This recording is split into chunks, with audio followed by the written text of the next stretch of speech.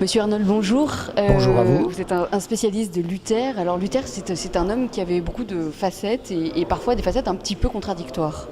Oui, Luther est un homme qui a lutté pour découvrir sa vérité. Ça, c'est tout à fait capital.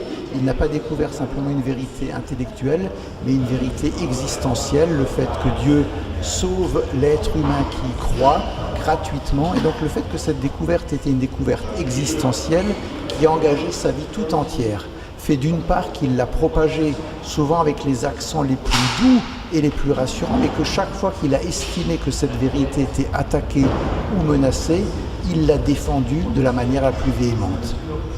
Et c'était parfaitement révolutionnaire, ou en tout cas très réformateur à l'époque, dans le contexte de Luther, dans son époque.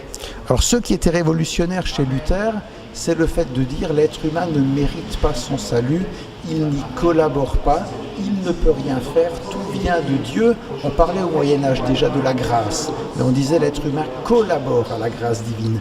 Pour Luther, l'important c'est peut-être pas tant le mot grâce ou le mot foi, que la foi seule, la grâce seule. Ça c'est particulièrement révolutionnaire.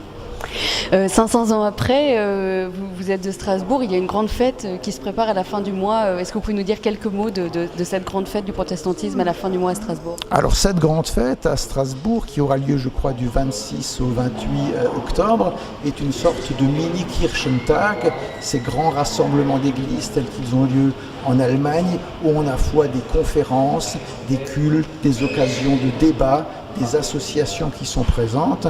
Donc j'espère vivement que les rigueurs du climat de l'Est n'empêcheront pas les gens de venir nombreux et que ça sera une belle fête.